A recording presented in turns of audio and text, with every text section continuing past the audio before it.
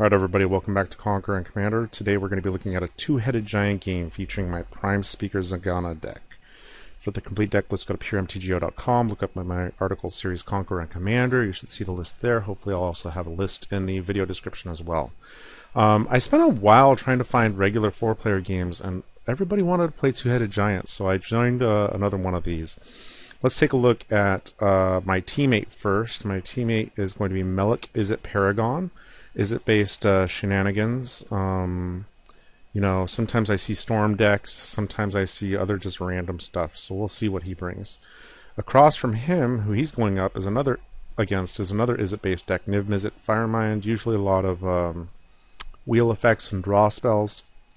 We'll see if he has curiosity or not. And then across from me is Purphoros, god of the Forge. Now the interesting thing is that he deals damage when creatures come into play to each opponent. And since he's got two opponents and we're on the same team, he essentially does double damage to our team.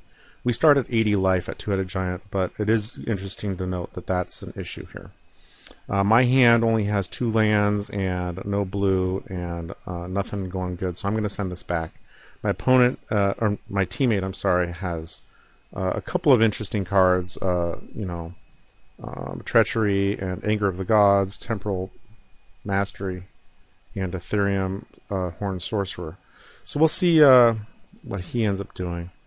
I'm going to try and rip through this real quick because I don't have a ton of time. I'm mulligan down to 6, and I finally get 4 lands. I'm going to have to... My play space is here. Melek's play space is up here. Niv-Mizzet has Invisible Stalker, which is interesting. So I'm not doing very much early on. Arcane Melee for my teammate. And there's Echo Mage. Love that guy. Echo Mage is awesome. So we get pinged. I'm going to cultivate next turn. Melek's just dropping lands. There's my cultivate. I'm going to get 2 islands. There it is. Spine Rock Knoll for Purphoros. Niv-Mizzet, if I recall correctly, misses a land drop. He does. So, he's just pinging us with the Stalker. And he doesn't level up as Echo Mage, which is interesting. Melek Portents. And draws a card. I play another land, and I've got Deglamer, which is going to be awesome for when Purphoros comes out.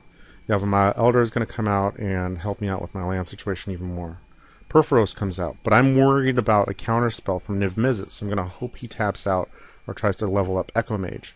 As soon as he does tap out to play Veilstone Amulet, I Deglamer Purphoros and get rid of it. Veilstone Amulet's a card I've seen once or twice as well, and I'm not sure how good it is, honestly.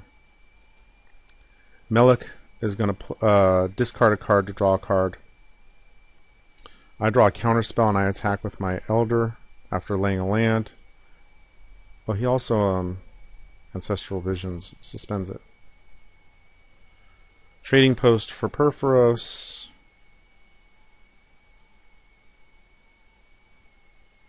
Melek's going to come out. I sacrifice the Elder. Let's stop. Okay. So, we're going to get a whole mess of crap on the playing field right here. So he's revealing his own Niv-Mizzet on the top of his library.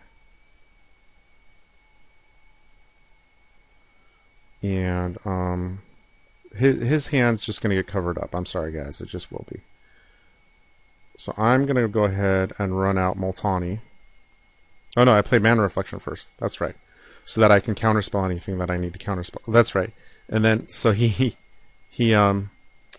tries to Chaos Warp my Mana Reflection, but I search up a tropical island and I counterspell it. So that's good. And then he makes a goat token. And the Purphoros guy's already calling it. He's saying good game. But we'll see what happens here. So the Melek player plays Arcane Melee and does nothing. Now it's time for me to play Multani. and then play Prime Speaker. Hopefully I draw into Reliquary Tower. I don't know if I do, though. I draw a bunch of crap. What do I get here?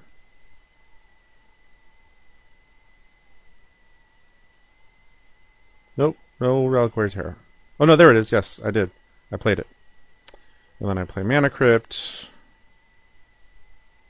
And then I play Garruk. And I untap lands because I got Mana Reflection out there. And I play Burgeoning and Carpet of Flowers. And then Lightning Bolt on the Echo Mage. Does nothing. Oh yeah, and then I use the Carpet of Flowers mana at the end of my turn to put Descendant of Masamara out there.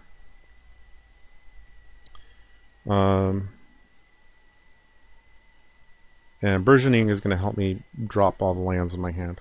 He tries to Reforge the Soul, but I do have Mana Drain to stop him. Because Reforge the Soul would have really screwed me. Burgeoning is helping me lay more stuff. And then Blasphemous Act isn't big enough to get rid of my two big dudes. And he plays Cephalid Path Mage. It's got a bunch of unblockable dudes. Ethereum Horn Sculptor reveals Fork. And at this point it doesn't matter because I'm going to use my mana and put Diviner's Wand on there. And then I Soul's Majesty Prime Speaker. Because if I had Soul... Yeah, I've only got like 30 cards left in my deck at this point. This is my hand. It's ridiculous.